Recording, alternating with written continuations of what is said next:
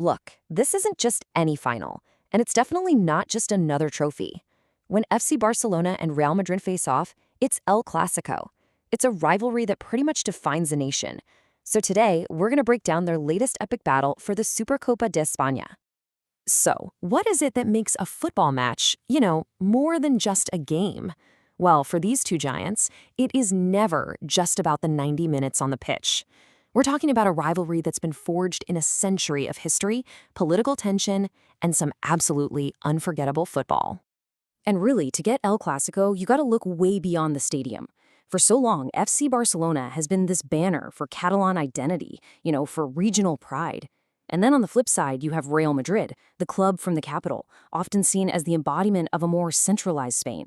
So yeah, this isn't just a football match. It's basically a clash of entire worldviews, all playing out on a patch of grass. And get this, the history books tell you just how ridiculously inseparable these two are. I mean, look at this. Across 263 official games, the record is razor thin. Real Madrid, they're on 106 wins. Barcelona, right on their heels with 105. And they've drawn 52 times. It's just incredible. Every single match is another chance to tip a scale that's been teetering on a knife's edge for decades. All right, so with all that history setting the stage, let's get to the game itself. Here's how the tactical battle for the Super Cup played out. Okay, right from the opening whistle, you could see exactly what each team was trying to do. Barcelona just completely monopolized the ball. We're talking nearly 80% possession in the early stages.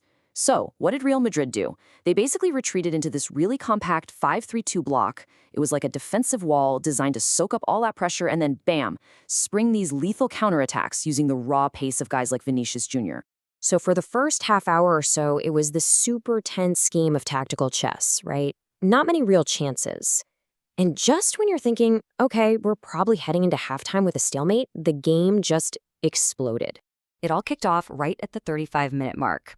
All that patient pressure from Barcelona, it finally paid off. Rafinha gets the ball, finds just a little bit of space, drops a shoulder to create the angle, and then just expertly guides this low shot right into the far corner. A perfect moment of precision that completely broke the deadlock and put Barcelona in the driver's seat. But just as we're taking into stoppage time at the end of the first half, Madrid, who'd been on the back foot for so long, pulled out a moment of just pure, unadulterated genius. Vinicius Jr., he picks up the ball near the halfway line, just explodes past defenders, cuts inside, and unleashes this absolutely brilliant finish. What a stunning solo goal.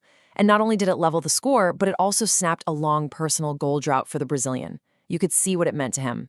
But wait, the drama was nowhere near over. Barcelona, probably still stunned by that equalizer, hit back almost instantly. Just 2 minutes later, you've got Robert Lewandowski played through on goal. And with ice in his veins, he just executes this perfect, delicate little dink over the keeper who's rushing out. So cool, so composed, and just like that, Barcelona are back in front 2-1. Okay, let's just process that. 3 goals in 5 minutes of stoppage time? It was absolute madness. But this chaotic half had one final twist left. After this massive scramble in the Barcelona box, bodies everywhere, the ball falls to Gonzalo Garcia and he just manages to bundle it over the line. What a wild, unpredictable, and just thrilling end to the first half. The teams go into the locker rooms all tied up, 2 goals each. Incredible stuff.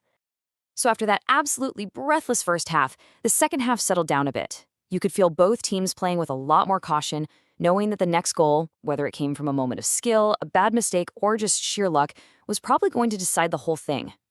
And wouldn't you know it, that moment came in the 73rd minute. Rafinha decides to have a go from outside the box, and his shot, well, it takes this wicked deflection off a Madrid defender, leaving the keeper totally stranded as it just kind of loops into the net. Hey, it wasn't pretty, but man, was it decisive. So now Barcelona had a lead to protect, and they were forced to weather this absolute storm from Madrid at the end, even going down to 10 men after Frenkie de Jong got a red card. In the final, dying seconds, it took 2 absolutely heroic saves from their keeper, Joan Garcia, to finally seal the 3-2 victory.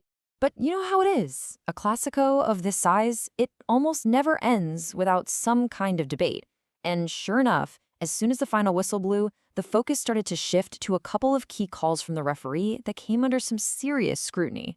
So there were 2 main points people were talking about. First, there was this pretty reckless tackle early in the game that a lot of folks felt was a clear yellow card, but nothing was given. And second, that corner kick that led to Real Madrid's second equalizer, it was actually taken well after the allocated stoppage time had run out, a decision that some former refs have since come out and called a clear error.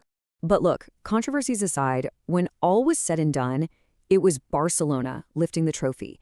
They had fought their way through a dramatic, really hard-fought Clásico to claim the Supercopa de España, and with it, the first piece of silverware of the season. Which brings us back to the big question, right? For these two clubs, a win is always so much more than just a win, and a loss is so much more than just a loss. So in a rivalry that's this deep, defined by history, identity, and that razor-thin margin between them, is a trophy ever really just a trophy? Or is it just more fuel for the fire in the next chapter of this incredible story?